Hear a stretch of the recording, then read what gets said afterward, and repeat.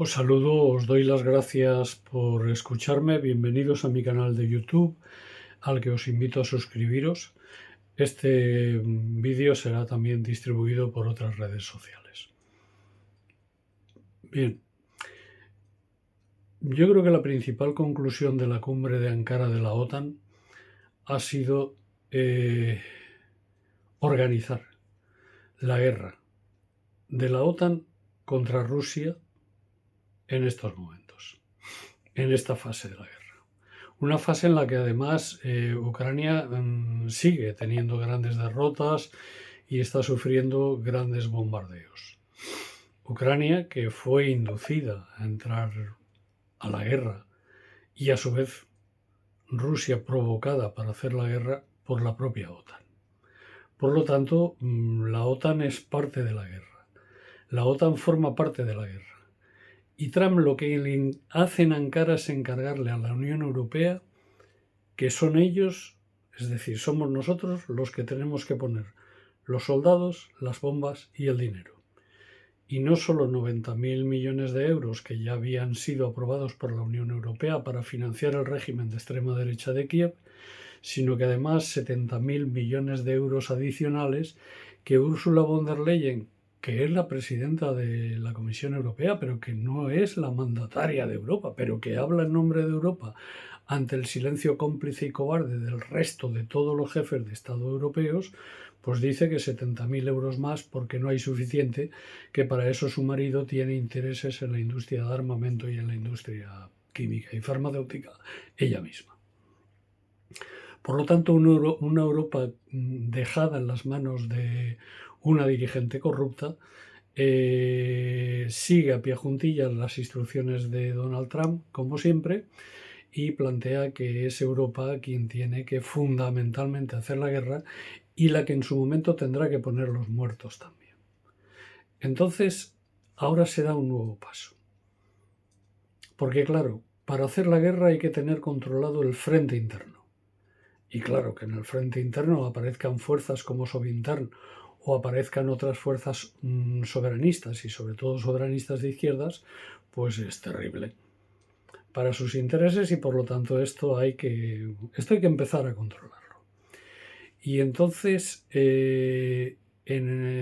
lo primero, se hace un llamamiento de Finlandia. Es curioso como los mini países estos que tienen muy pocos habitantes pero están muy cerca de Rusia, Estonia, Letonia, Lituania, Finlandia, son en estos momentos los más belicistas y los que más interés tienen en la guerra. Ellos son países muy pequeños, que tienen muy poca población y prácticamente no tienen ejército.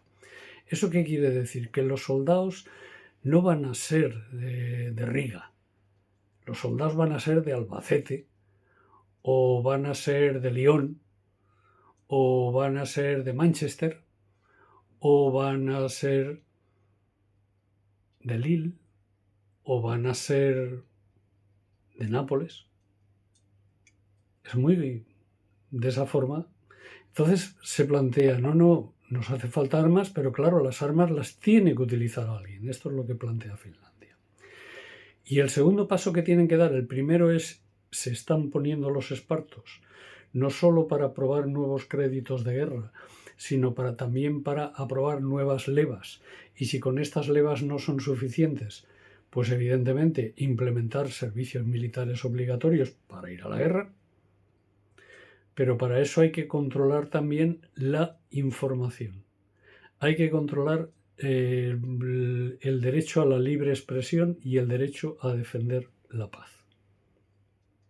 Y para ello el Parlamento Europeo está en fase de aprobar una ley de control del chat. Ahí hay varios objetivos, la pornografía, los mezclados, pero en realidad no es eso. En realidad lo que están planteando es controlarnos nuestras opiniones, nuestra información y nuestro derecho a llamar contra la guerra.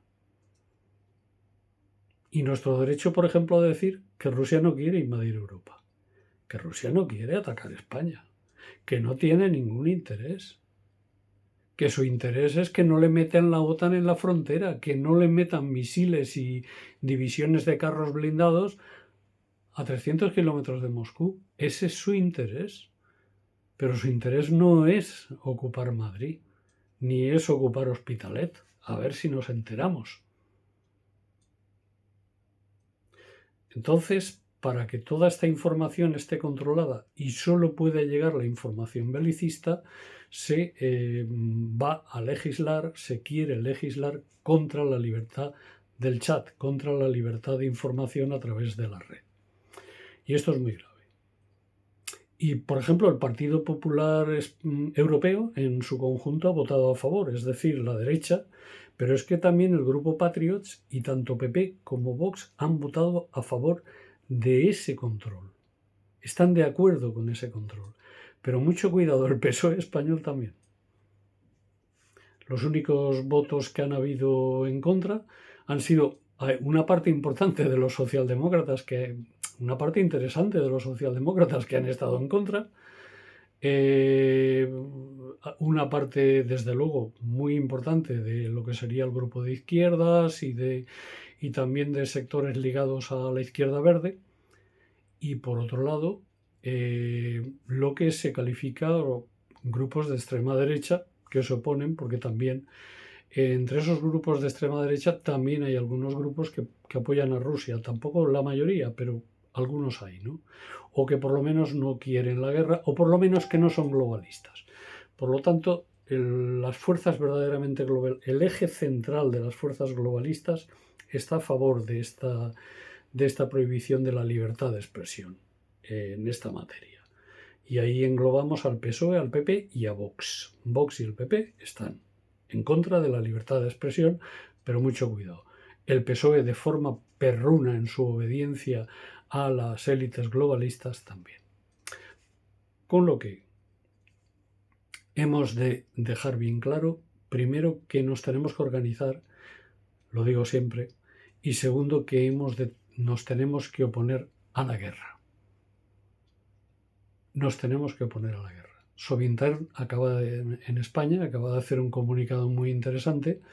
En su momento Soberanía y Trabajo ya advirtió de lo que se iba a decidir en Ankara y, por cierto, hizo un comunicado que en lugar de hacerlo antes parece que lo había hecho después.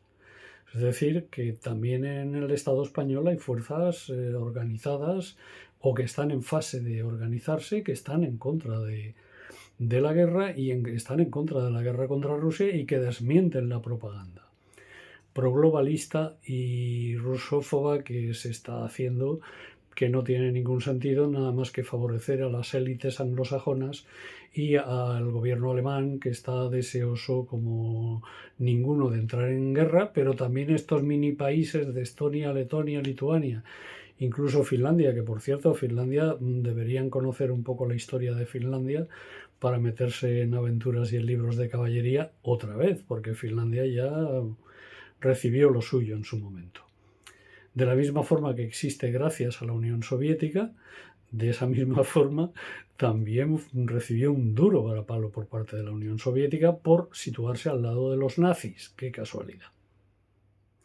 Bien, pues vamos a pensar y vamos a actuar. Sobre todo vamos a actuar. Gracias.